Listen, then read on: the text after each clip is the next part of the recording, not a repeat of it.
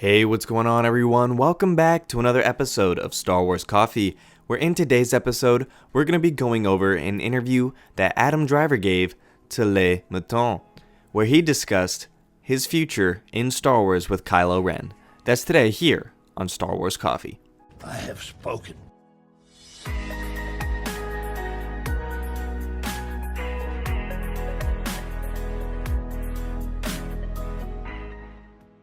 Hello there to all of the returning subscribers, but if you're new to the channel and you're just finding me for the first time, be sure to hit that subscribe button, hit that like button on this video and any other video from the channel that you check out, and be sure to hit that notification bell so that the bell is completely filled in, as this is the way you will never miss a new video the second it goes live. Do it!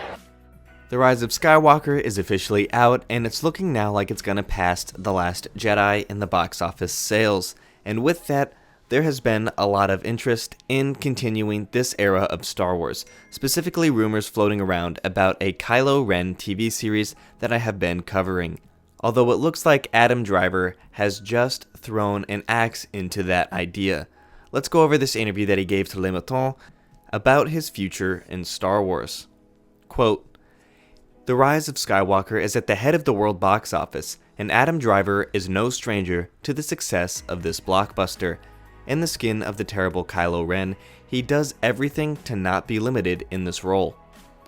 Now that your Star Wars trilogy is over, how do you assess these three films? It's fascinating because J.J. Abrams had given me the basics of what was going to happen to my character from the beginning of The Force Awakens until the filming of this final episode. I didn't have all the details, but I knew what to expect in general. Remember that Star Wars represents 6 years of my career. My deepest desire has always been to play Kylo Ren as a human being and not as a machine. I fought so that we could feel some compassion for him, despite his horrible choices. What about the twists and turns that concern Kylo Ren in The Rise of Skywalker? What happens to him in the last film is interesting, because there are so many twists and turns that I did not expect myself. When you work on a series or take over a role over several years, there are sometimes ideas that the writers find along the way, which is the case here. JJ was able to surprise me, and I hope that the final outcome will also surprise the spectators. Was the biggest challenge for you to give Kylo Ren a human dimension? Yes, it was essential to show him with doubts because he cannot be the only big bad guy. Without giving details, there is The Rise of Skywalker, a particular scene where one can wonder if it is not other than this terrible Kylo. He too is somehow a prisoner. For me, it is mainly the idea of showing what is hidden behind the mask. Precisely did your costume evolve between your first and your last Star Wars film? Very much. J.J. Abrams wanted a skimpy suit in which I would be uncomfortable, to help me find the intensity of the character. During my first film, I needed long moments to put on and especially remove the costume for Kylo. During the 3 films, I was unable to get out of my outfit without the help of 1 or 2 people. The costume designers have managed to improve some aspects of the costume, especially in case of an emergency to go to the bathroom, but the primary element of Kylo Ren is his mask. I must say that it was enough for me to wear it to change my skin.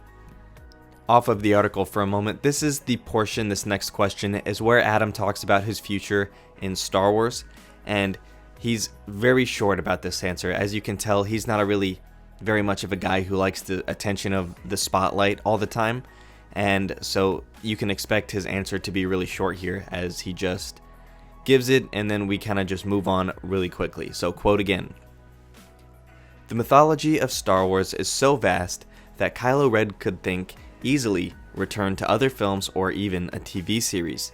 What do you think?" This is not at all on the agenda. This experience will remain one of the highlights of my career, but I aspire to other adventures. So as you can see, Adam doesn't say right out no, not ever, but he does say that this isn't on his future plans at all.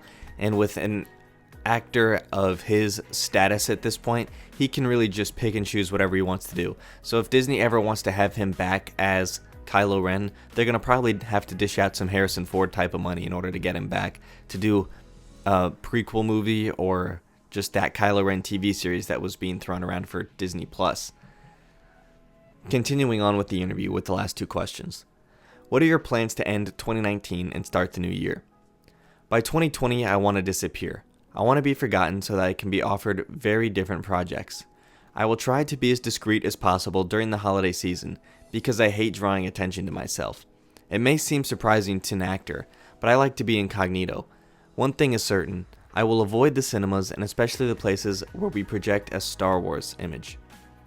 2020 is going to start on a high note because I will anticipate and participate in many events to promote several other recent projects like Marriage Story.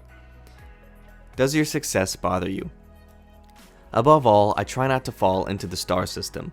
It is normal that fans of a franchise like Star Wars are happy to meet actors who participate, but there is no question of invading my private life. For example, my military background allows me to be disciplined and firm on my choices in my job as in my daily life. Again, with these last two questions, Adam Driver's just completely reinforcing the idea that he likes to have his private life private and he doesn't like all of the attention.